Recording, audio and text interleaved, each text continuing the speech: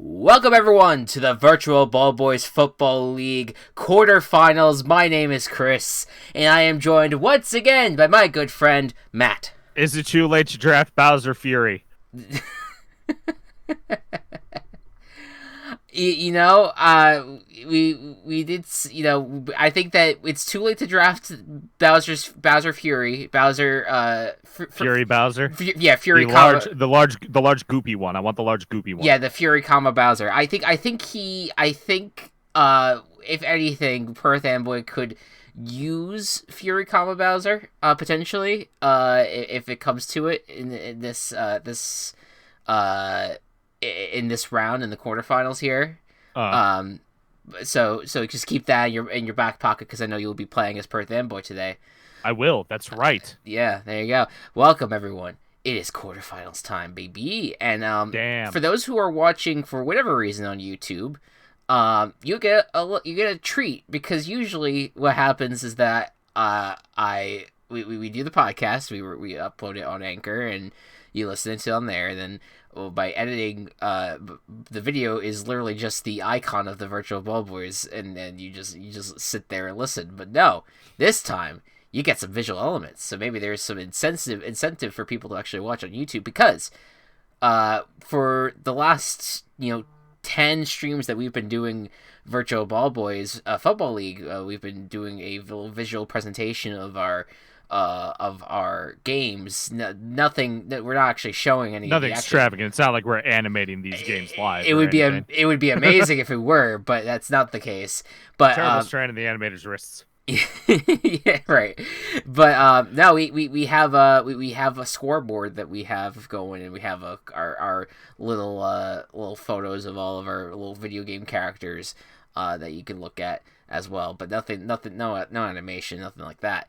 So if you're interested in seeing the visual elements of things of how we've been doing it on stream, you can watch that on YouTube. But if you're listening on podcast, don't worry. This is basically a audio medium anyway. How we usually do these things.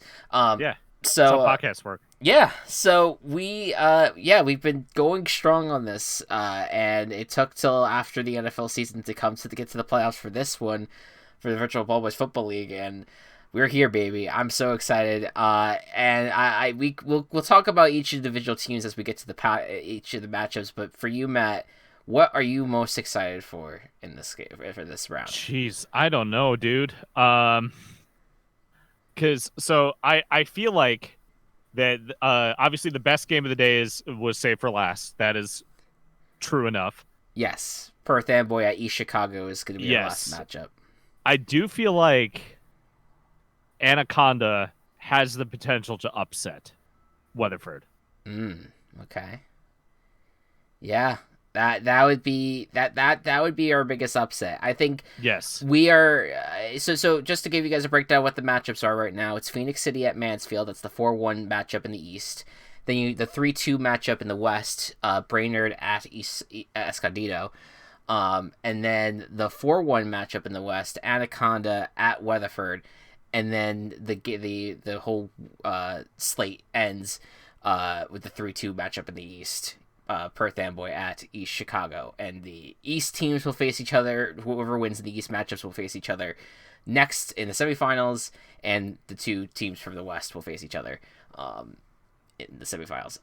So yeah, I mean, I'm with you. I think Anaconda has a really good shot. I'm not going to rule them out. They finished relatively stronger at the end of the year.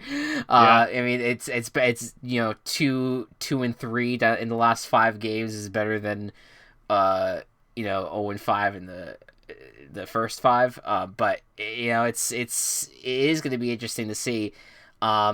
We are doing this just a slight different than what we usually do. With the other matchups, it was important for us to complete the games. We would just for like point differential stuff and tiebreakers. But if at any point it becomes obvious that a team is going to win, or it becomes impossible for a team. It becomes mathematically impossible for the team that is currently in the lead to not win the game. Yeah, once that happens, we're just gonna stop the game. we're calling it off, and we're just like, all right, we got our winner, we're moving on.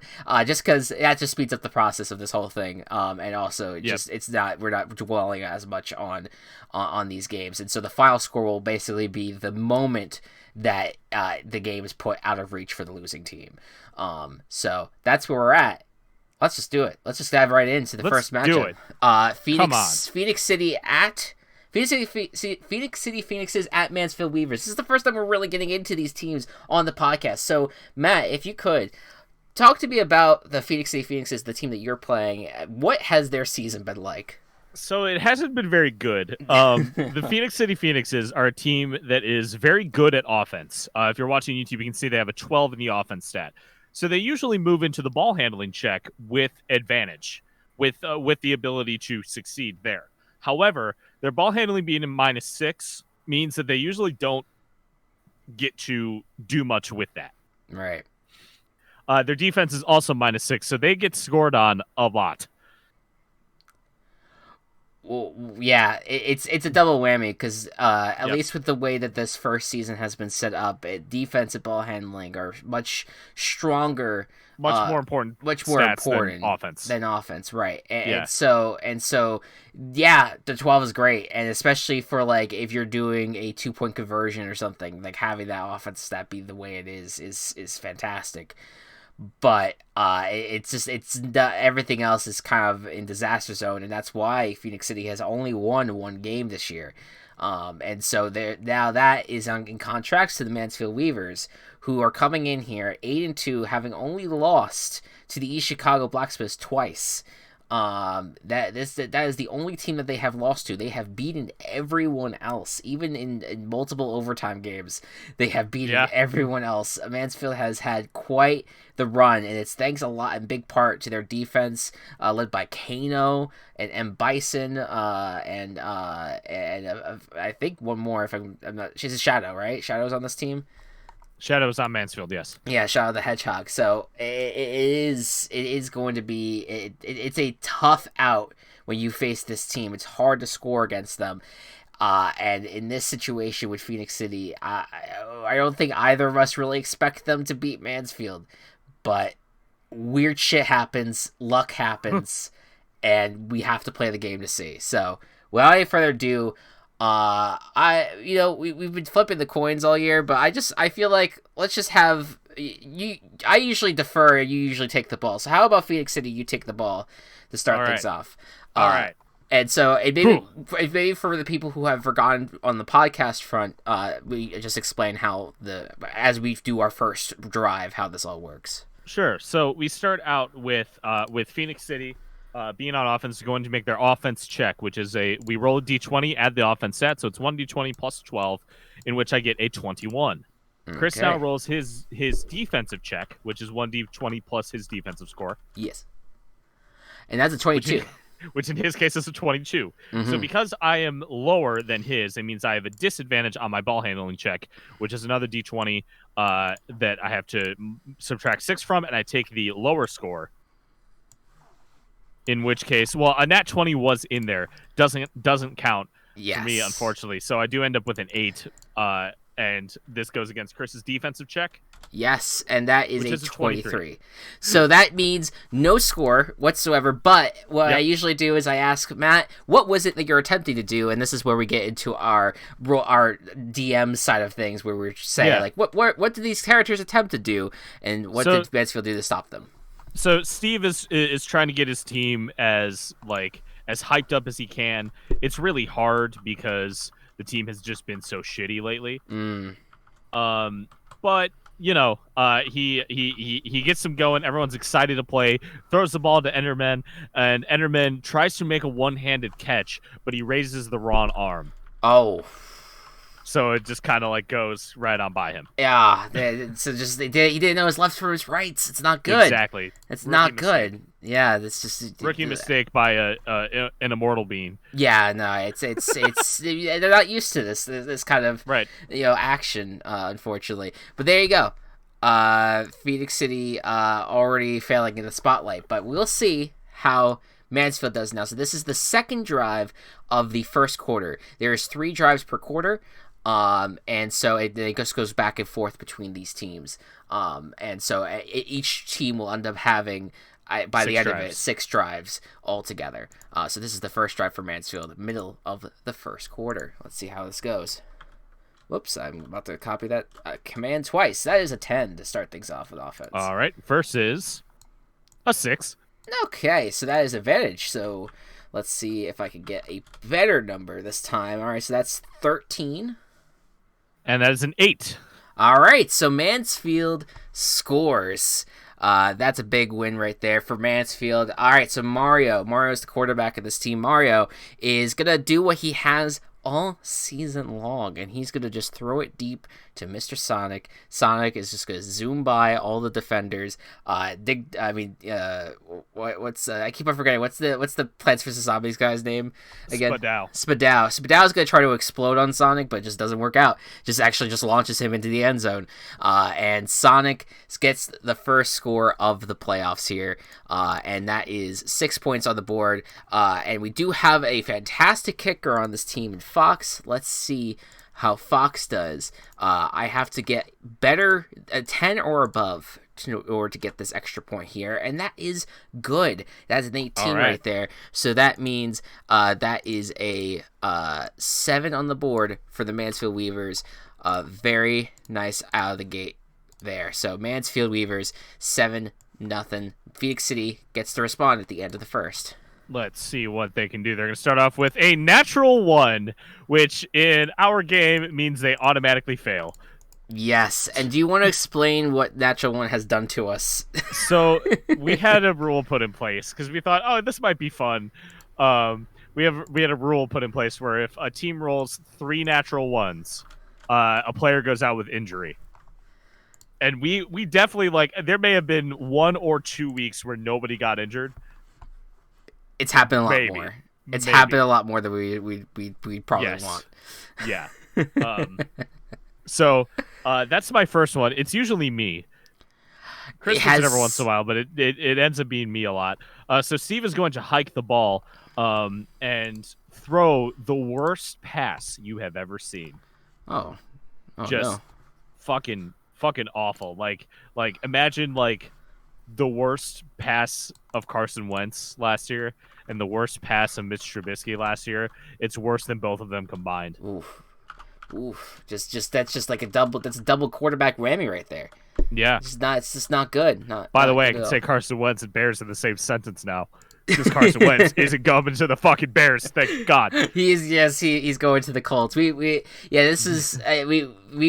talk. If anyone is wondering, where's my NFL news? Go listen to someone else. We're not your NFL news hog, all right?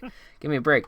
All right, so yes, Shadow gets an interception. There you go. Shadow pulls it out, and so that is 7-0 at the end of the first quarter. Start of the second now. Mansfield looking to build that lead. Let's see what happens here. It is interesting that the offensive ball handling is not good for Mansfield, but that defense is so good that it's helped them stay afloat. That is a 5 to start things out. No, the defense stat is just really, really good. That's a 4. So advantage it is for the situation here. That is a 7. And that's a 6. Wow, this is just it is barely Phoenix City. But Phoenix City is letting the is it Alabama Phoenix City is in? I forget. Phoenix City, Alabama. Yeah, there you go. Letting Alabama down. On the border of Bama and Georgia. There you go. Yeah, so Mansfield now. I'm going to say here that Sonic's handed off to Ratchet. Ratchet is going to run it down to about the 5-yard line, and then Mario is going to throw a short pass to Flappy Bird, who appears to be out, but he's just floating very high up. So no one realized that. Oh no, that is perfectly in. He has scored the touchdown. So there you go, and we'll now kick it with Mr. Fox, see if he does anything special here. Oh boy, that is a nice 24 points on 24 number on the board. So that's 1 point. There you go. So that's 14-0 Mansfield Weavers. They've just been playing a perfect game to date at this point. But can Phoenix City at all crawl out of the hole? Last drive of the first half, at least. That's going to be a 20 on offense. All right, not bad, not bad. Let's see. Just want to get advantage, because Phoenix City usually gets advantage, and that hasn't happened yet. Yeah, I mean, you want to get advantage, but that's a 26. Well, so. I can't beat a 26, so instead, I'm going to have to deal with this fucking, instead of the nat fucking 20 again, I get a 9. Okay, here we go. Let's see. That's a 22. So Mansfield's defense is out of this world. It's not ending well. It's just not literally. Gonna end well.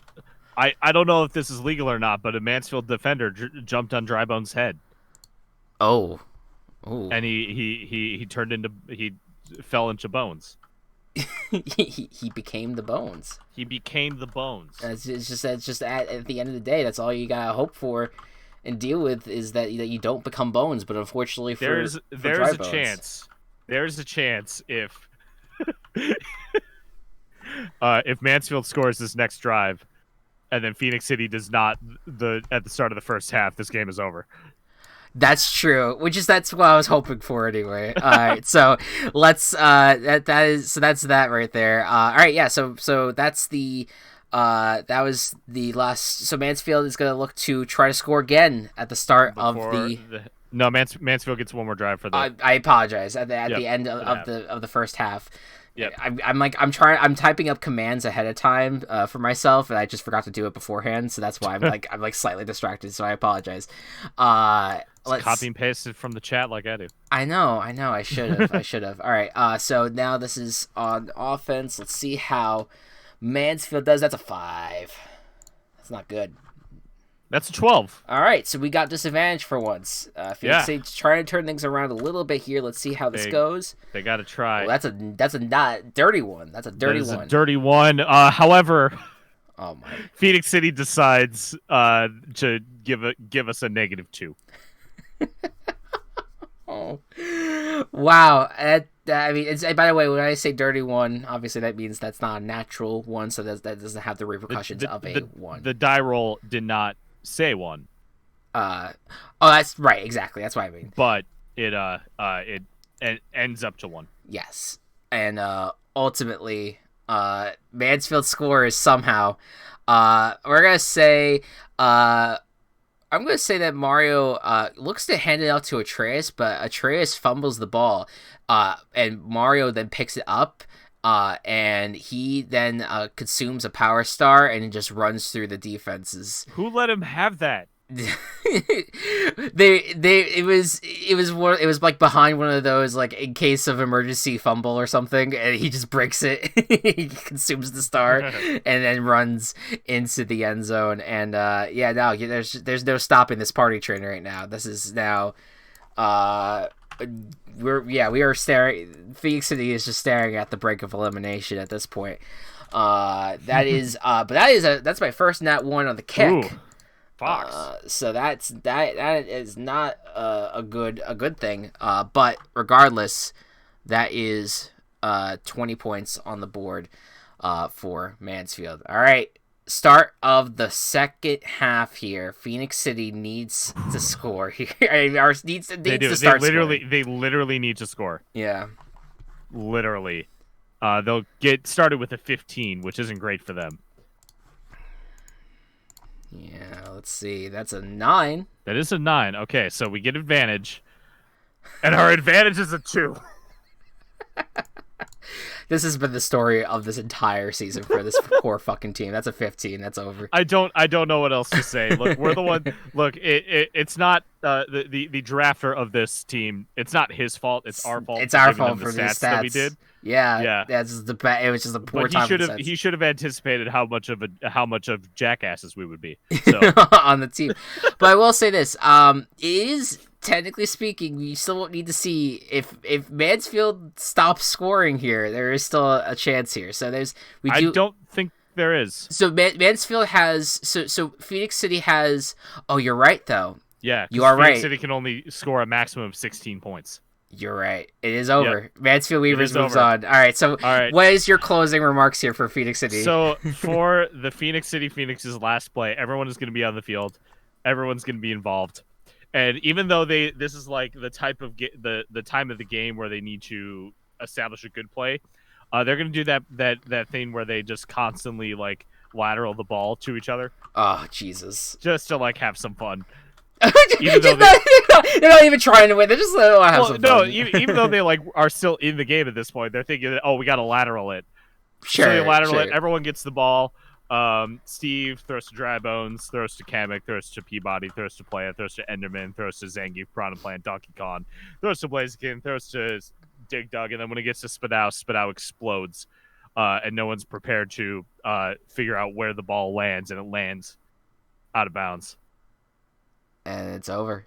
And it's over. The Phoenix City Phoenixes. Thank you, Matt Licht, for putting this team together. Yeah, we're sorry that this was. We're sorry. It was like it was as disastrous as it was. It was a disaster. This was one of my favorite teams to design.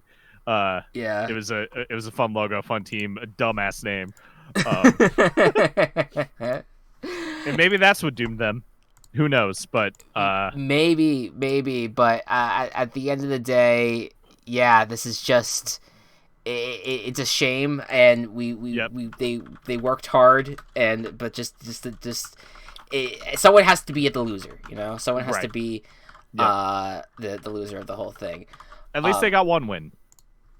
That's true. Against Anaconda, you know, it is a good thing overall here. So who's your favorite player on this team, Chris? My favorite player on that team, I like the storyline that I came up with the Magic Koopa kind of being powered by Christmas spirit. Yes, that's good. That was the only reason why the team in any way, shape, or form started to find any sort of going ons, you know. But anyways, as you can see on the board here, for those who are seeing visually. But I have eliminated the Phoenix City Phoenixes from the look from the poster board here. So Mansfield moves on. Now, basically, I think the favorite for this playoff, but we'll see. Yeah. We'll see how it goes. All right, next up here, the Brainerd Paladins at Escondida Arsons. Potentially a closer game here. What was the in-season matchup between these two? Do we know? Let's see. Brainerd, these teams faced twice, obviously, and Escondida won them both. Okay. And it looks like both times it was not close either. So, can Brainerd make up for the fact that they kind of pull like a Buccaneer situation where they were blown out by this team twice in the season and then they come back in the playoffs and knock them off? Maybe. Let's see what happens here. So we're gonna start now. Escondida is gonna start. Well, let's go into what's the story of the Brainerd Paladins on your side. So the Brainerd Paladins started off the season with a win, but had a lot of trouble finding their footing. Had a few wins here and there, and with a 4-6 record, and played it pretty close a few times, and sometimes just fell short in other places. So a very polarizing team, very hot and cold team. It seems that we have here. Well, yeah, 100%. And as for Escondido, it has been. It started out strong for them. They were 3-1, but down the stretch, it was not. They had like a 3-game losing streak in the middle of the season. Then won 2 straight.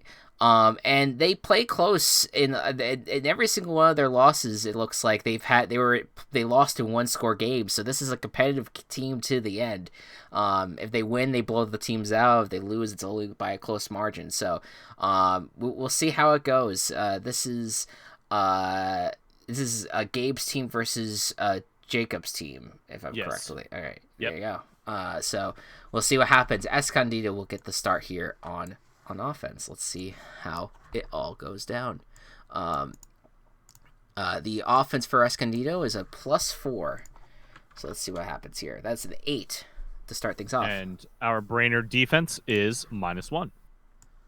That is also an 8. So when the numbers are the same, It is just a straight up and down roll, no advantage, no disadvantage. Correct. All right, so then the ball handling for me is -3 here for Escondida. That's a 7.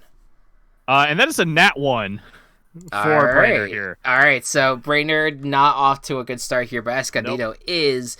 Let's see. I'm going to say that Kumatora is going to hand it off to Ness, and Ness is going to run his way to the, let's say, the 5-yard line, and then Kumatora is going to hand it off again, but this time to Mennonite, and he's going to roll into the end zone, kind of like a dodgy type roll. Into the score. So from there, let's have Shantae kick this ball. That is a 24. Boom. That's a good kick. That is a good kick. And that should move it up to 7. So already a nice start for Escondida. But this time now, Brainerd. Let's see how Brainerd responds to this. Let's take a look. So this is a 2 on offense for yes, Brainerd. 2 on offense is going to start us with a 16. That's pretty good. Yeah, -1 on defense for Escondido. That is a 12. So all right, that is so a with edge. advantage, my -1. That's a nat 20. All right, there you go. And just in case, all right, yeah, that just Yeah. I usually so, roll just in case there's a natural 1 in there, so we add to the counter. So Jessie Faden is in at quarterback. She's going to try to take control of the situation. And she's going to toss the ball to Diddycon, who leaped in the air, thanks in part to his peanut jetpack or whatever. And he catches the ball. He lands on the head of Bonnie, and kind of like, I don't know what it's mean, people landing on heads today, but he lands on the head of Bonnie and kind of like jumps off and gets in the end zone. Yeah, people just want some height, you know? They just need to, stay on the world's shoulders or just the shoulder of another football player. It's all good. And how about this kicking situation, my dude? Well, I mean, we have to bring in Eggman, right? Of course. The star kicker of the league, who doesn't even have that good of a kicking stat. He has quite the soundtrack that he kicks to. Yes. This time he's gonna get a little inspirational. "You Will Be Found" from Dear Evan Hansen is gonna be playing. Even when the dark comes crashing through, when you need a friend to carry you. There you go. That is a 12. It was successful. Yeah, he's inspired, man. I don't think there's a doubt. This is gonna be a Broadway day. Yeah, there you go. Just be careful of the copyright strikes. That's I'm not going to say it that well. Hey, listen, I will always say this. That one recording that I did of myself singing one song, "Glory" from Rent, and that somehow got a copyright strike. I was like, God fucking damn it! How the hell did that happen? All right, let's see how Escondida responds now. This is the end of the first quarter. But so far, a much more competitive game out of the gate here. 23. That's good. That's a good roll. That is a good roll. Not as good as my dirty 1. Just kidding. It's better than my 1. You're trying to trick the audience that math is backwards. Math is hard. All right, so that's an 8 for an advantage. It is an 8, and we get an 18. Damn. Brainerd makes a stop this time. That is a big old stop right there. We're going to say Kumatora is going to go back to pass. He's actually hit while throwing the ball, and unfortunately is picked off by Heavy. Heavy catches it in his machine gun of sorts, and it just takes care of it, and Brainerd now has possession, and now it's the start of the second quarter. All right, Brainerd coming up.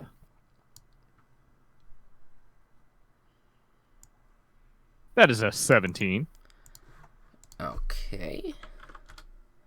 That's a 2. Okay.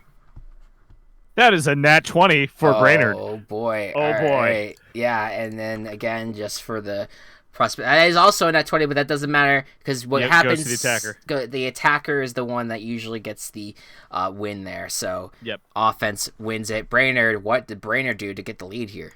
So Jessie Faden is once again in at quarterback. She has control of the situation, and she is going to fake a handoff to Faith Connors, who is going to do her thing where she runs up the back of Womp on the offensive line, but instead she's going to toss the ball over to Greninja, who has been hiding like a ninja. Yes. And Greninja's just going to take the ball, get in.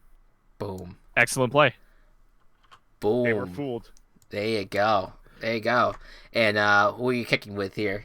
Oh, we gotta keep going, Eggman, dude. Eggman. All right. What's Eggman's gonna be a song this time? Yeah, gotta go back into those stage show memories. I wanna be a producer with a hit show on Broadway. There you go. That's 20. Yeah. Da-da-da. It's a dirty 20, but it's a dirty 20, which is very fitting for the producers. Is that it's dirty? It's very dirty. It's very dirty. It's very dirty. Excellent show. Very dirty. All right, last drive of the first half here, Escondido. Let's see what they do. Let's see if they can make a comeback in any way, shape, or form. It's currently 14-7. That is a dirty 20 again. That's good. That is a good offense. That is a natural 20, however. Wow. Brainerd has turned it on. Brainerd is turning it on right now. Let's see. We're going to say Ascor is going to come out this time. And he's also going to try to be hit. Going to be hit as he throws, but instead of following through with throwing the ball, he's going to start to run it. But then he's going to be sacked. And we're going to say that is going to be Kratos. Kratos himself is going to sack Ascor Dreamer. These video game crossovers are fucking weird when you think about them. But yes, there you go. That is this is going great for Brainerd, and they could get up to 2 scores to end the first half. What happens here? Let's do it. Where's my thing? There we go. That's a 7. Okie dokie. That's a 2, so advantage. Ooh, okay. That's only a 6. And that's a 10. So all right, no Escondido good. makes a very clutch stop. There you go. What was your attempt at least? Mewtwo was in at quarterback, and Mewtwo it just seems to be having an off day. Threw the ball to King Boo, and King Boo caught it, but it didn't go very far, and then tried to do it again, but no success there. Yeah, that's and Mewtwo has been a star guy on this team, so just sometimes it's just you get rusty at the worst times. But regardless, it is 14-7 at the half for the Brainerd Paladins. All right, start of the second half. Escondido looking to tie the game up. Let's see what happens here. That's an 8 to start things off. All right, we're at the start of the third, right? Start of the third, correct? Yep. Okay, just making sure. That's a 14. Okay, so disadvantage. Well, if we got advantage, that would have been a natural 20, but instead, it's a natural 1. So there you go. All right. Well, is that your second or your first? That is my first. Do you want to just roll for just in case? Yeah, we'll make sure. Nope. Yeah. Okay. All right. Yeah, that would. It just was gonna be a disaster no matter what. There. Let's see. I'm gonna say that we're gonna have Kumatora come back out, and Kumatora is gonna throw it to we're gonna say Phone Guy. But then but Phone Guy is actually not moving. He's just kind of standing still, and then they're gonna realize that they forgot to plug him in. Oh no! And so it just completely was a disaster. The ball just went right past him. Just didn't work out. Didn't work out there. You know, the voicemail machine's just gonna go. It's gonna be through the roof. No one's picking up. Yeah.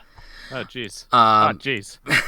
That's Escondido's failure to start the second half strong there. Escondido's really gonna need to step up on defense and also score a lot. Yes. Coming up. Yeah. Well, Brainerd. Let's see what Brainerd does here. See what they do. We're gonna start with a 9. A 9. All right. Let's see here. That's a 4, so advantage. Ooh. All right. That's another nat 20. Wow. My God, Brainerd. My God, Brainerd. Yeah, that's 11. I mean, wow. Brainerd is turning it on when it matters most. Fuck.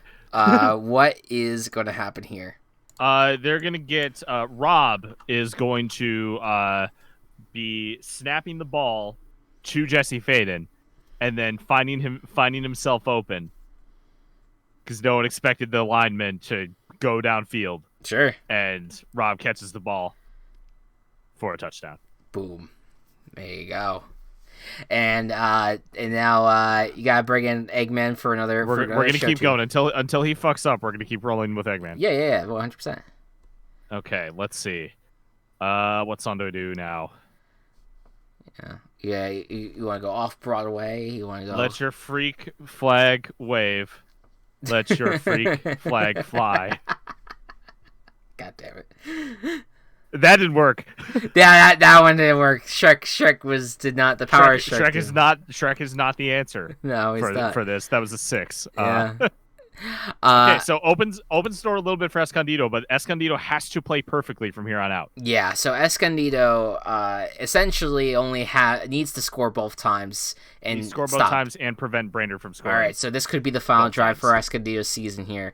Yep. But let's see what happens. That is a 14. It's pretty good. That's going to be a 15 from me. All right, God, I feel bad. Oh boy. All right, well that's a 0. I'm not feeling good about it. That's an 8. That is it, folks. Brainerd puts it away. Brainerd Paladins does it, and they are moving forward. A little bit of an upset there. These two teams were close in record, and it was until the final week in which the second seed was decided, and Escondido was the second seed, but Brainerd is the one moving on to the semifinal round. My, oh my. That takes out one of our co-hosts right there. It does. Gabe's been taken out. Escondida Artisans are no more. Thank you, Gabe, for drafting this team. I thought this team was one of my favorites early on, especially since I thought it was going to be a little more defensive than it ended up being, and I thought the stats had a decent distribution. Yeah. But, yeah, it's Escondida. It's kind of been an up and down team. I really liked this color scheme. Yeah, I've wanted a red and purple team for a long time, and I'm glad that we fit it with this one. Yeah, and just to close it out for officially, I'm gonna say that that Ascor is going to throw it to Foxy, but then everything is gonna go dark. Ascor is gonna get a phone call, and it's the phone guy on the other line saying, he's glad that he's come aboard to watch over this pizzeria or whatever the fuck. And it's all the last shot that we see is Foxy and Bonnie scaring the living shit out of Ascor as we fade to black. But you know what? I don't think Gabe would want his team to go out any other way. Well, exactly. So. I was like, I think that Gabe would appreciate this Escondida Arsons folding in as a FNAF downfall of sorts. Wow. So there you go. So 20-7, Brainerd Paladins moves on, and as we look at the quarterfinals, Escondida Arsons, their beautiful little paintbrush off the board, it's gone, and so we have our first 2 teams that are going to the semifinals, and we have 2 more open spots to go.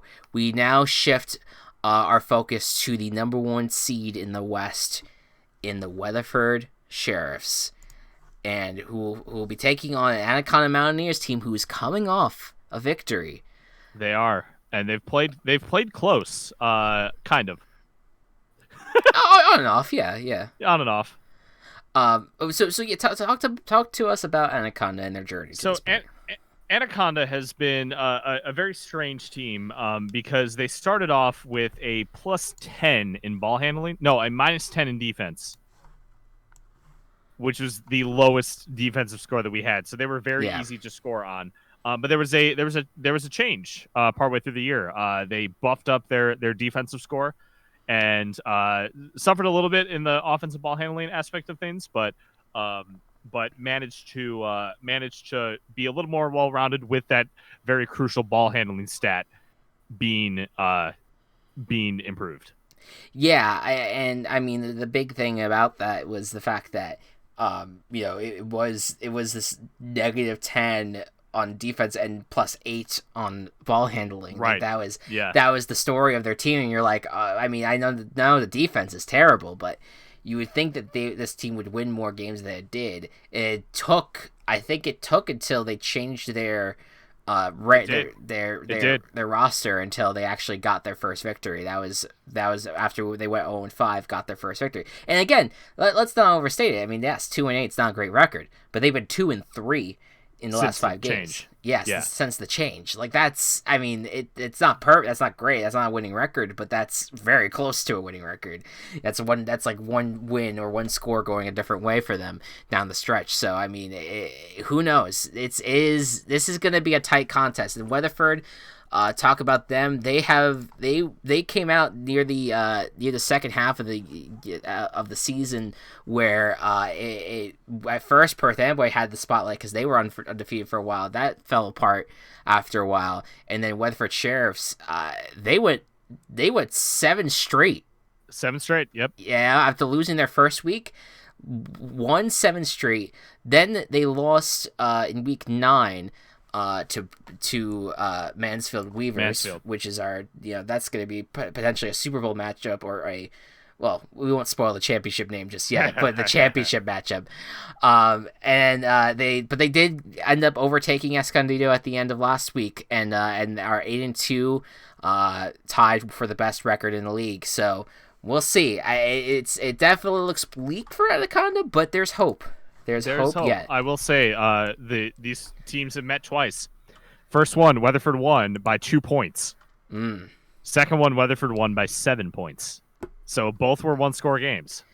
Yeah, it's been close. It's been consistently close, and so yeah, let's do it, man. Let's see what happens. Let's get started with Anaconda. Anaconda's gonna start out on offense. God, do we wait for the episode to go out, or are we gonna tell these folks the results right away? I don't know. I feel like I do kind of want to wait, but I also don't. I don't know if I want to keep certain people waiting because I'm gonna get too excited, especially if there's something big that happens. Yeah.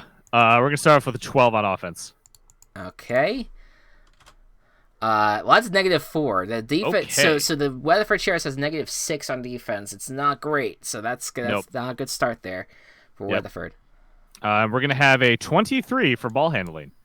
Okay. Yeah. Well, this most likely won't work out. That's a 13. Did not work out.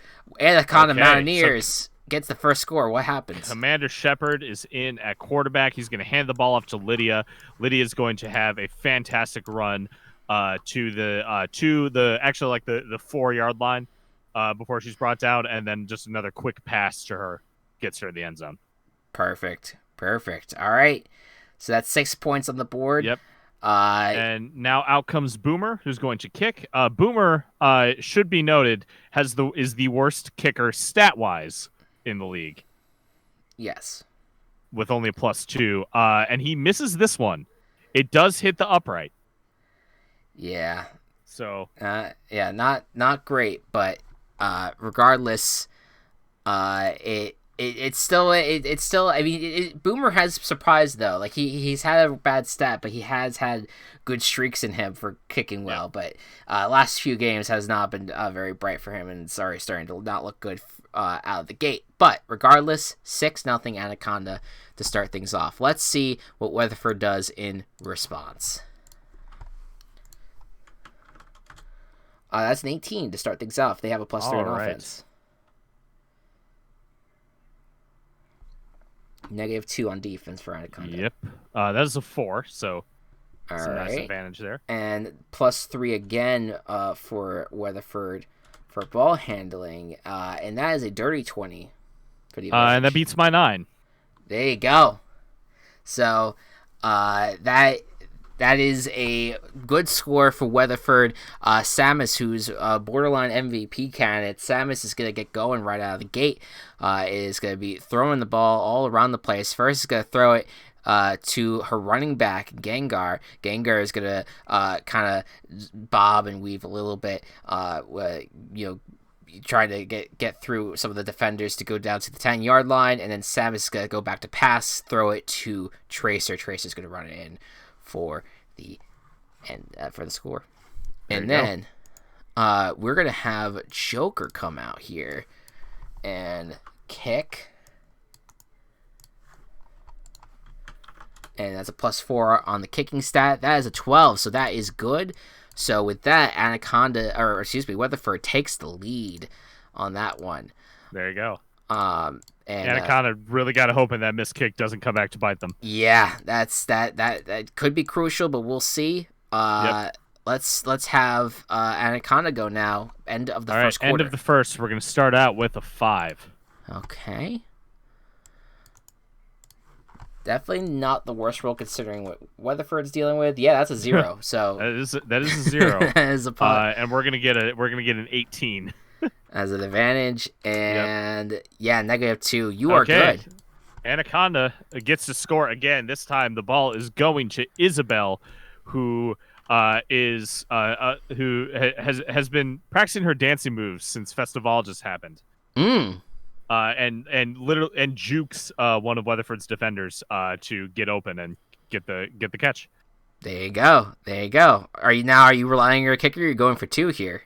That's a great question. I think we have the ability against this defense, but I think it's still a little too early to do it, to risk it. Okay, fair enough. I will consider it in the future. However, for now, Boomer is going to also miss this kick. So, I mean, to be fair, that probably I don't know. It may or may not have worked. Yeah.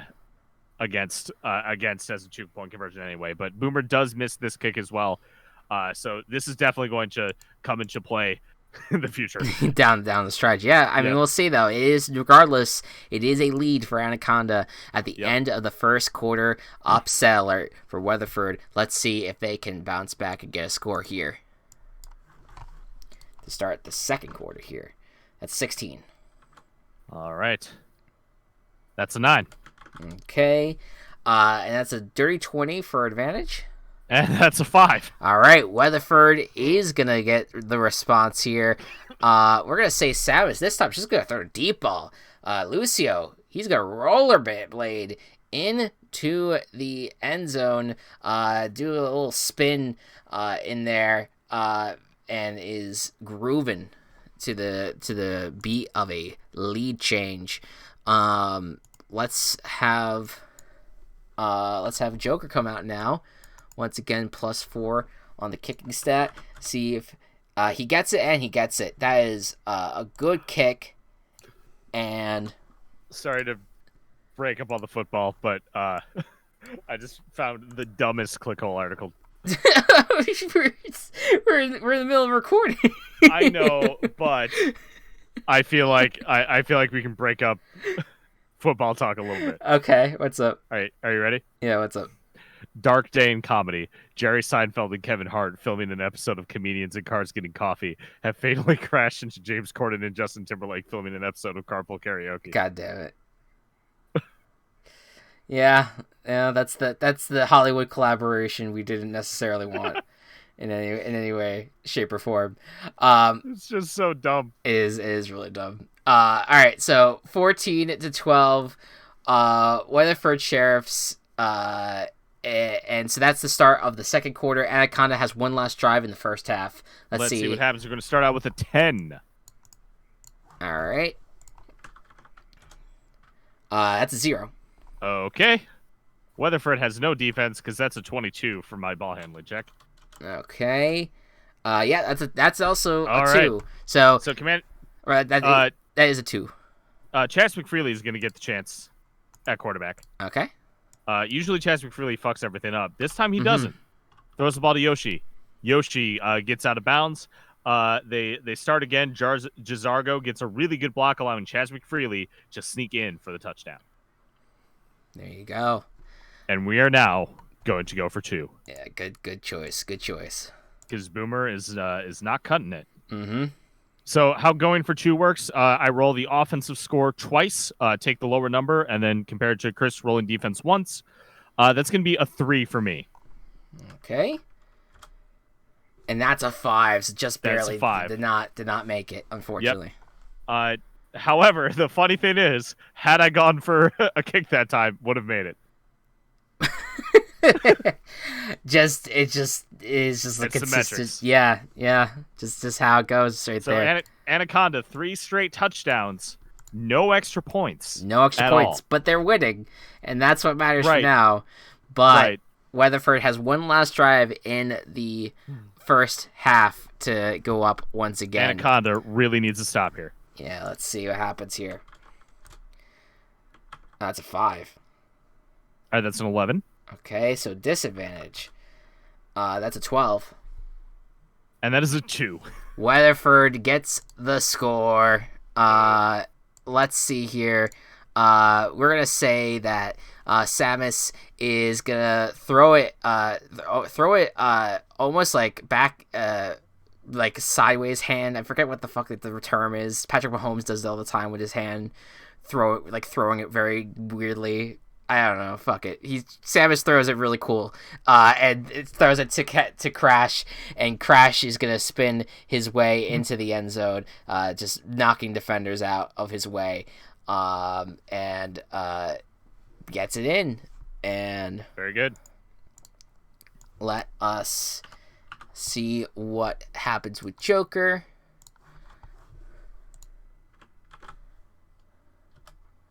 And that's good. 17 Good. on the board. All right. So Joker has been perfect thus far and has given the Weatherford Sheriffs a 3-point lead, and it's only a 3-point lead Yeah. because of the extra points right now. That's where we're at the moment. All touchdowns have been scored. Yep. Anaconda can still win. If Anaconda gets one more stop or one more touchdown than Weatherford does, they will still win. However, it is going to be hard with the extra point differential now for Anaconda to come back. They need their defense to stop them at least once. Absolutely, and we're going to start that out with a 6. Yeah, that's a start out with start the second half here. Yep. All right. That's a 2. Okay. That's a nat 20. There you go. Perfect. So they're really good on that part. This time we're gonna have Commander Shepard's gonna be back in. Ulrun hasn't caught the ball yet, so Ulrun is gonna catch the ball for a touchdown this time. And God, I don't know what to do. I think we're gonna try to kick it. Okay. No, we gotta go for 2, right? I'm gonna let you make your choice. I think you're the coach. I think we go for 2. Okay. We're already out of it, so we might as well try to get a couple points back. Yeah, 100%. That's it. That's a good. Hard to come back from the position we're in, and it would be awesome if Discord could load the roll. Discord is so we use Discord and Dice Parser, and we were waiting for the results to come back, and my goodness, this one is taking a whole long time to come through here. All right, I'm gonna delete this message. And I'm going to try again. Oh, the roll just came through. It just showed up. Okay. So that's the first roll. Second roll's an 11, which is pretty good. That's not bad at all, especially considering that's a 0. So that's good. Right. Anaconda gets the 2-point conversion. There you go. And it's going to be a run by Lydia. She's going to throw her shield up. It looks like she has a shield. Mm-hmm. Going to roll her shield up, or that just whatever big gauntlet she has in her left hand is, and just knock the defender away. Get in the end zone. There we go. All right. So that is 26-21 to start the second half here. Weatherford Sheriffs get their first drive of the second half. Anaconda needs a stop at least once. Yep. That's a nat 1. They get their stop. They got their one. They got it. Yep. They got it. Weatherford. All right, let's see. Weatherford. We're gonna say that yes, they've been relying so much on Samus. Samus is not stop being aggressive. Samus was looking to throw it to Singed, but unfortunately, just barely the football is caught. We're gonna say by silence the acquisition for Anaconda Mountaineers halfway through the season. All right. So there you go. All right. So then that's a big one. Anaconda now takes over. Flipped now. Weatherford needs a stop. Yep. They need a defensive stop. Yep. You're gonna start with a 5 on offense. Okay. That's a 5 as well, so straight up and down. Okay, straight up and down. This is where the millions are made. That's going to be 16. And that's a 6, so that's a score. Anaconda coming in clutch. Commander Shepard is going to throw the ball. We're going to have Grunt get in on this. Grunt is going to catch the ball for the touchdown this time. There you go. My God. All right. Boomer gets another chance. You know what? No, we got to play ballsy. It's the fucking playoffs. Okay. Keep on wanting to give Boomer a chance. But... I know, but that's a 2, though. Ugh. Well, that's a 1, so you're lucky. You got it. You got it. All right, so Chaswick Freely throws a pass to Isabel. Isabel tips it. It's about to go into the hands of Jill Valentine. Jill Valentine does not catch the ball. She tips it as well. Goes back into the hands of Yoshi. Yoshi scores. Perfect. For the 2-point conversion. There you go. So now it is a 13-point game, and now is the fourth quarter. We actually made it to a fourth quarter, folks. We did. We made it to a fourth quarter for this game. Weatherford needs a perfect quarter in order to win. Basically, that is what's necessary and here. This team does not usually play from behind. Yeah, let's do it. Let's see what happens. That is an 8 to start things off. That is a 16. All right, disadvantage. That's a 9. Whew. That's a 15. Oh my God. Anaconda has pulled off the upset and is going to move on. Weatherford Sheriffs, who we consider the favorites probably by the mid-season point, has absolutely just been kicked out by the quarterfinals. It's out. It's done. The storyline is over. It ends here. And Anaconda moves on. Weatherford will not be moving on. Our MVP will not be moving on. Yeah. Weatherford is Green Bay. Can I just say though, like, what's surprising about that? I mean, I'll give my final scenario for Weatherford in a second, but I will just say, like, I was not expecting Anaconda and Brainerd to be the final 2. No, me neither. No, for the West. Not one bit. And this is, but Anaconda just beat Brainerd, guys. It's just, I just want to point out that like there is a really good chance Anaconda might make the championship. Guys, be in the championship. Like Kelsey's Kelsey's team. Brainerd. Kelsey just beat her husband, basically Anthony, because this is their two teams. And Kelsey, oh my God, they're currently in our group chat call right now, and like we're not going to go over there until it's done, and they have no idea. They have no idea. Oh my God! And so that means that Kelsey could have made a championship decision at the halfway point. Really? To just say, swap out the one Horizon Zero Dawn guy I had in and nil, and put another Horizon Zero Dawn guy in there with Siphon, and let's fucking roll. And this might be a championship decision. 34-21 is the final score here. Listen, there's still anything can happen next week, but the fact that Weatherford has just been eliminated is a huge deal. That's huge, and a big win for everyone in the East, honestly. Yeah. Anyway, everyone who's still alive in the East, at least. But let's close this out. How do I even go about doing this? How do you? I don't know. I wish I could really give an ode to these video games or anything. All right, here's what I'll say. Samus, I'm gonna say, is in a Hail Mary situation, and Samus shoots it out of the cannon, and you have Crash, Tracer, Lucio are all sitting in the end zone with all the other defenders scattered around, and we're gonna have you have even Wrecking Ball in there trying to get the catch. You got Zach in there, Jill Valentine. You have everyone that is on the team is in the end zone right now, essentially. And who comes up with the catch? Chaz fucking McFreely catches the interception and moves the Anaconda Mountaineers to the semifinal round. And there we go. Good shit. Good shit. And now I need to we've been talking so much. I want to make sure to make this official over here if I could for visual purposes on our document. That is just wild. That is insane.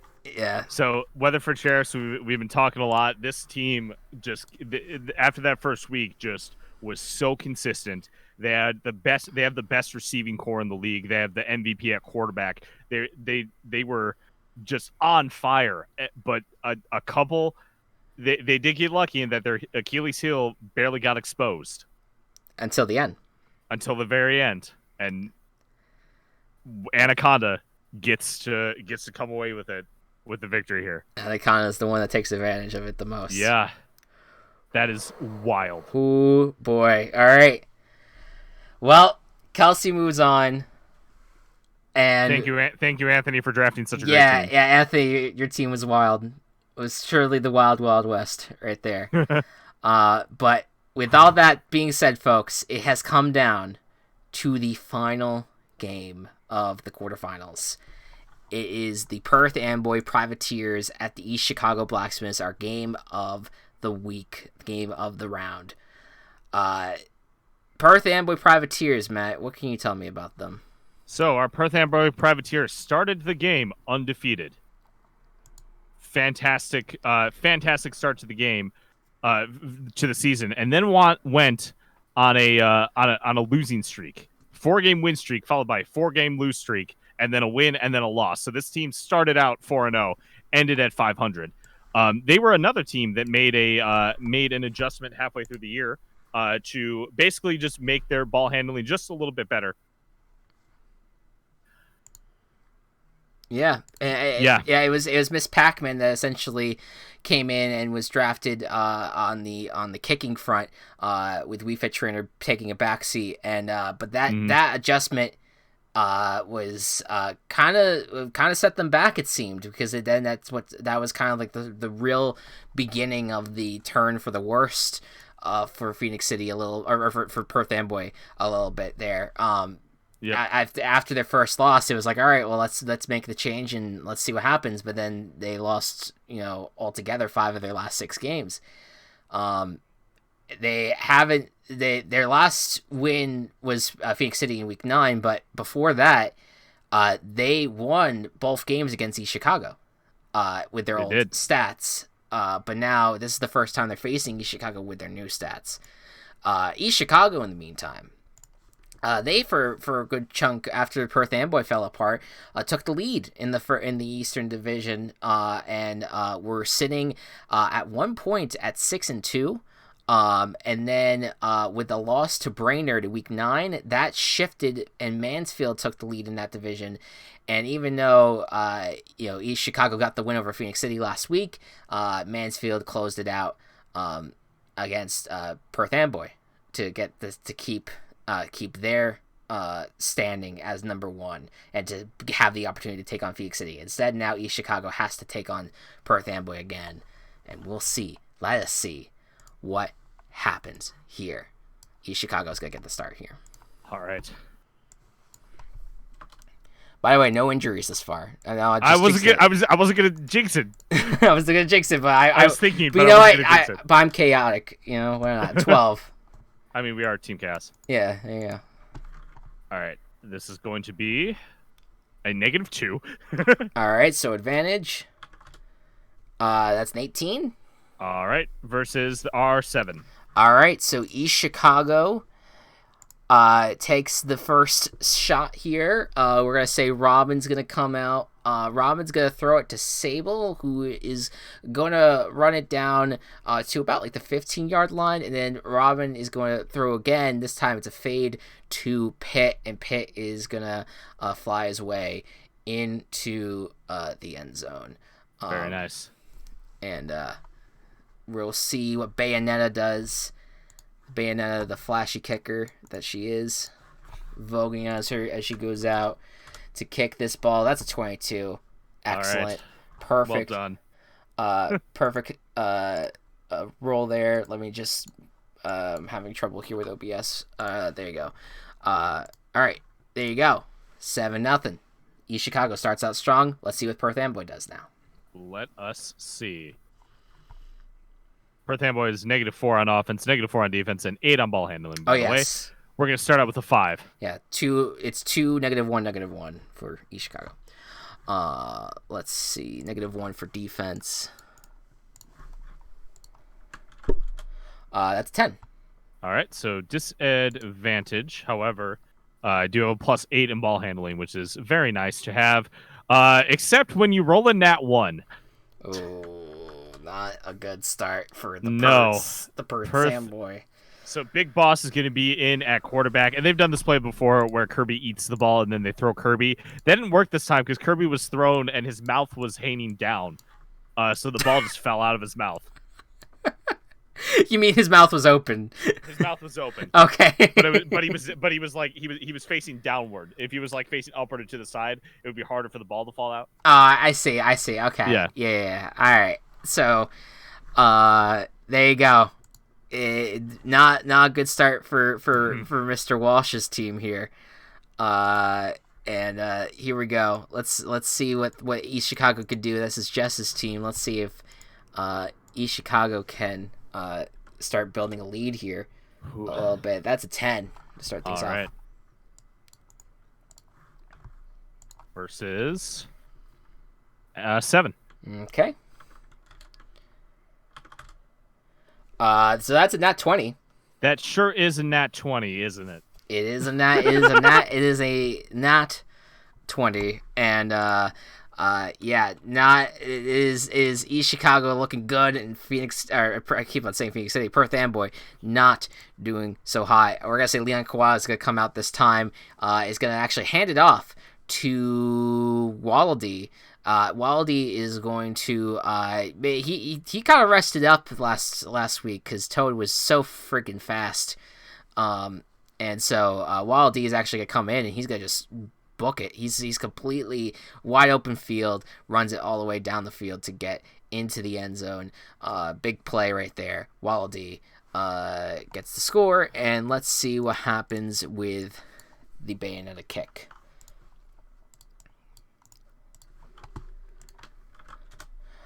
That's a 22. Wow. Excellent kicking today from Bayo. Bayo is doing well. Sorry that your game didn't get any formal announcements in the Nintendo Direct. Apologies about that. It's fine. All right. Perth Amboy is now taking over for the start the second quarter here. Second. Can they do much? They can't do much with a -2 to start, but we'll see. Start. At least that was the offense. Right. Well, that's a 4, so that's a disadvantage. Okay. Yep. And our disadvantage is going to be a 19. Well, yeah, that's not bad. That is an 18. That was freaking close. All right, Prince of Cosmo's in at quarterback. He's going to throw the ball between 2 East Chicago defenders, right between Inkling. Congratulations on the announcement, by the way. Yeah. Inkling and Empoleon. And Sly Cooper is going to stick his cane through between both of them, get the ball, tug it towards him, get it, go into the end zone. All right, and very snazzy. Yeah, absolutely. Looking good. And then Miss Pac-Man is going to come in to kick. All right, let's do it. That is a success. That is the best kick of the day because that was a natural 20. Boom. Let's You know what she does is she hits the crossbar right in the center, like the bottom bar right in the center, and it splits in half. Is that good then? I mean, it still went through, like it bounced forward. Sure, okay. Yeah. The ball was just destroyed though. Wow. Yeah. All right, so there you go, 14-7. No, the crossbar splits in half, not the ball. Oh, I thought the ball split in half. Okay, so no. the crossbar, it's just done. The football annihilates the Yep. It's gonna really make kicking difficult to understand. There you go. So Perth Amboy gets the score. It's true. All right. Now they need to stop here. East Chicago, last drive of the first half here, to just to get back in this game here. If Perth Amboy needs to stop, let's see what happens. That's a 7 to start things off. All right, versus a 15. Okay, so disadvantage. That's a 4. But that is a natural one, my second. Oh boy! All right. Well, now here we go. The jinx is in. Yep. Thanks, Chris. Sorry. What was the attempt, at least? Yeah. So Prince of Cosmos is going to hand the ball off to Kirby, but Kirby can't really do much. Just a lot of defenders in the way, and actually ends up fumbling the ball. All right, and we'll say that Sakura's. I'm gonna jump on that. Yep. And there you go. That is not what Perth Amboy wait. Wanted. I'm so confused. Wasn't that a defense? I just was on offense here. Oh wait, what? I was on offense, so we just blew that one. Okay, where the fuck are we? This was the East Chicago offensive drive. And you failed on defense, so I should have been going. Okay. I apologize about that, folks. So that's a success for East Chicago then. Correct. Yes. So, okay. I'll take your word for it. Yeah. So if you want to look back here, it was my offensive role, and then my two roles for the ball handling. Gotcha. Okay. So right, I see now. Yeah. Yep. Yeah. All right. So maybe we'll cut that out. Maybe we'll keep it in the bloopers. All right. So what actually happens is that Robin is out, and he is going to he's gonna throw it to Toad, and Toad is like the defenders blink, and he's in the end zone. He has just gone that fast. He's just increasing in speed. If you have played Mario 3D World, you would understand. Yeah, he if you slowed down time, like if you watch this game at like 0.05 speed, it would look like Toad was running at a pretty steady fast pace. Yes. As if he was in normal motion. That's how fast he's going at the moment. And then Bayonetta's gonna kick it here. All right. And that is an 11. All right. There you go. Not quite as good as her other kicks, but still good. Yeah, no, it's decent enough, and but now it is getting into dire circumstances here for Perth Amboy. They are down by 2 scores. Let's see if they can close out the actual first half offensive drive. Going to be a 2. Yeah. That's Nate. All right. So some disadvantage, but I will end up with a 10. Not bad. That's a 7. So there you go. Okay, Perth Amboy still in it. Big Boss back in at quarterback. This pass is going to go to Octodad, and he's going to catch it with his feet. He's got suctions there. Okay, I mean, he's a normal guy, so it looks a little weird that he catches it with his feet. It's like what's happening? He's like the human feet. So it's just like there's no suction. He's a human person, regular person who just scored a touchdown. Yeah. So. Miss Pac-Man going to come back in. They have rebuilt the goalpost really quickly. Okay, there you go. And she succeeds. Yeah. It wasn't as good as the last one, so it didn't split it again. You have like a bunch of like Animal Crossing villagers. This is when they craft things. It's just like it's just really quick. Mashing a Y button or whatever the button is. Yeah. Yeah. To speed up the process, please. My God. All right. So there you go. Wait, did you kicked it? Yes. Okay. So so that's 14. 21-14 to end the first half. Slightly confusing. Still in it. It's slightly confusing into the first half. That was complete. That was on me. Fine. That was on me because I remembered I said to you, "All right, what was your attempt?" Yes. So I apologize about that.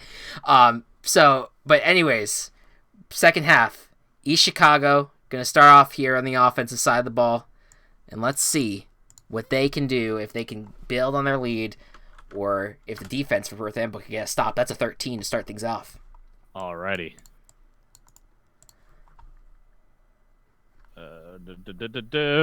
That is 0. Ooh, that's not great, but let's see. Nope. Advantage is a 10. All right, and that gives me also a 10. Wow, just all the 10s.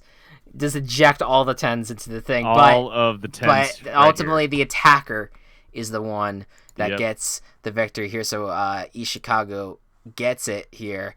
We're going to say, Apollyon doesn't get a lot of love on the offensive side of the ball. So we're going to say that Apollyon is actually going to catch the ball from Leon Kawada, and it can't, because they can't like get like a good grip on it. They're at least going to try to move forward as fast as possible before it falls out of their hands, and then once it does, it is scooped up by Corin. And Corin is able to get it into the end zone. So it was a Napoleon play, but Corin's good. It's the closer on that one. Bayonetta, let's see how she does on the kicking. Ooh, not so good, not so hot. Ooh, on that all one. Right. All right. But that is a 26-14 lead. Perth Amboy has 3 drives. Yep. Let's see what happens. Still in it. That's gonna be a 5 on offense. Okay. That's a 4. All right, advantage. Perth Amboy likes having advantage here because they get to roll out with a 20. As a 17, so you're good. Okay, Perth Amboy gets to score. Big Boss is the one who is on fire today, so he is going to pass the ball to Zelda, actually. Undyne and Matt the Me are both doing fantastic on the offensive line, so Zelda is going to get the ball in a bit of a weird screen pass, and no one is expecting it, so she's able to get the score. There you go. Miss Pac-Man gonna come out for the kick, and it is successful. Boom. Got a 17. There you go. All right, so then the score as of now is 26-20. I don't know, why is it 26? Did I misadd something up here? I think you did. Yeah, I'm gonna. No, babe. I think Bayonetta missed 2 field goals. Bayonetta did miss 2. Okay. Did she? Oh, no, I think she just did 1. Okay, so all right, so then I'll take your word for it on that one. Yeah. And then, if this gets close, we will need to like re-listen to this. Yeah, absolutely. But so that was good. So that oh fuck me, man. Wait, so I'm at 21. You're at 21. Okay, just making sure. I think East Chicago should be 27. Yeah. All right. Cool. Here, let me go because Bayonetta was +5. Those are easy kicks to figure out. So. Okay. That was a miss. That was a hit.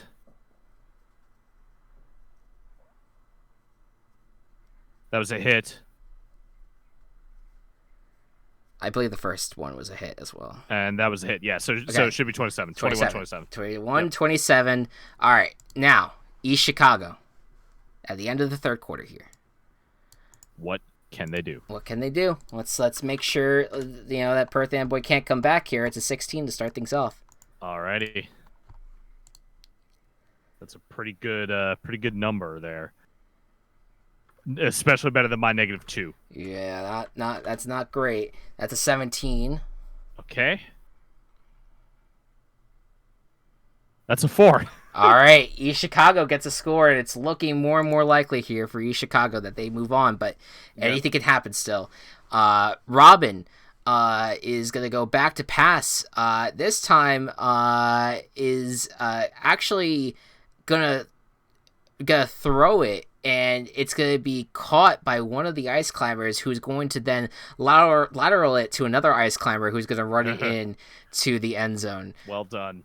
And the score should be 33, and let's see what Bayonetta does. That's 16. Good. So that's a good kick there. All right. So here's the situation as we enter the fourth quarter here. It's 34-21. Perth Amboy needs to score 2 times and needs to stop 1 time. They need a perfect quarter. There you go. Perth Amboy needs a perfect quarter in order to win. They're going to start out with a natural 20. That is a very good start to that. That's a very good start. That's a very good start. All right, yeah. So good that we're going to have the classic Prince of Cosmos rolling up, everyone playing into a giant ball into the end zone for the score. And we can't risk it. We're winning the extra point differential right now, so Miss Pac-Man needs to come out to kick. That is going to be a nat 1, though, and I believe that is my 3rd. For Perth Amboy. That is your 3rd. Oh, God. Oh, my fuck. So Miss Pac-Man misses. Miss Pac-Man misses. I mean, it would make sense if Miss Pac-Man is the one that misses here, or is the one that gets injured.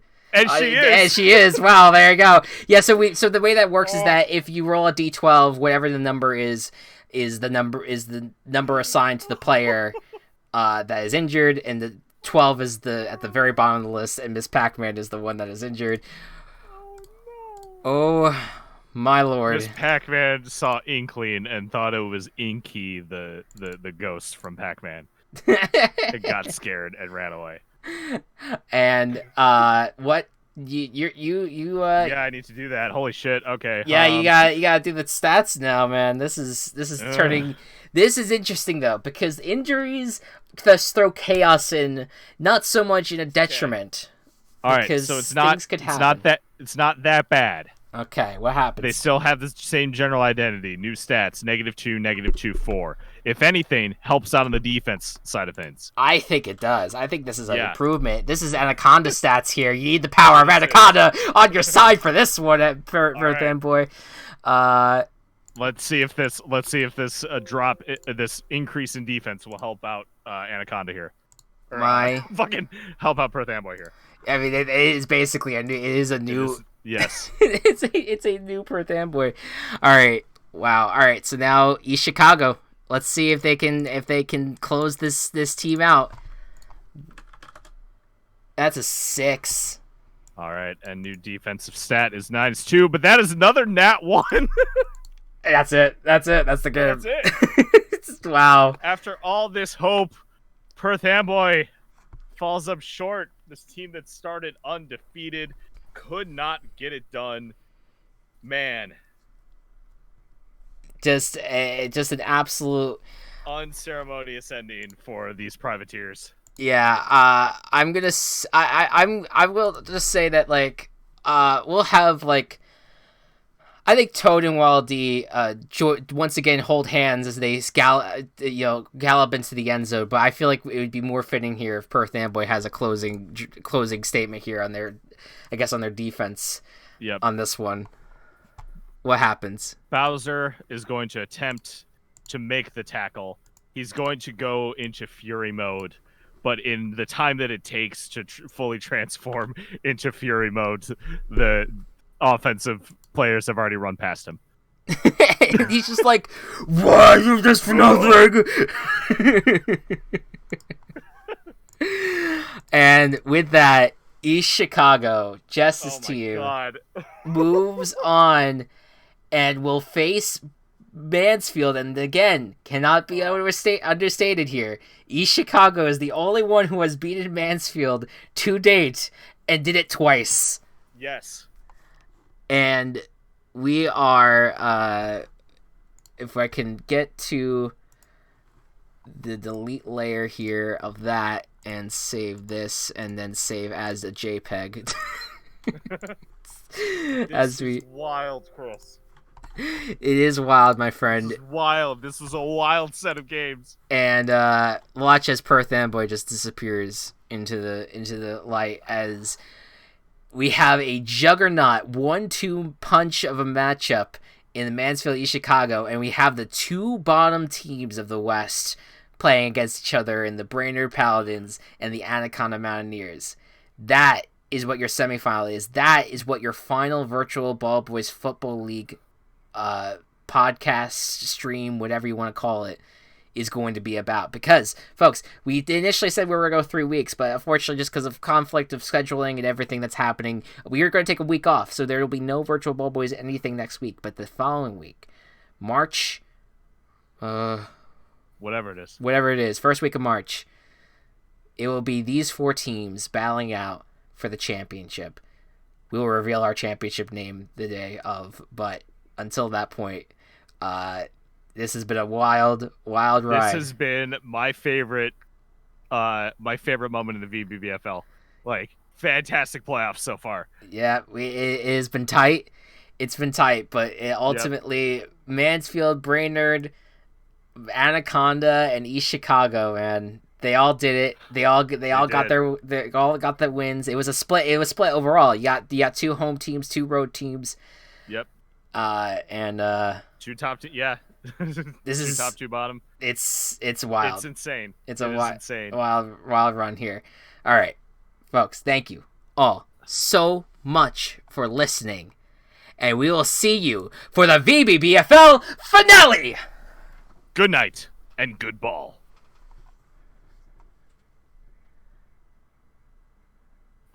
Holy fuck, dude.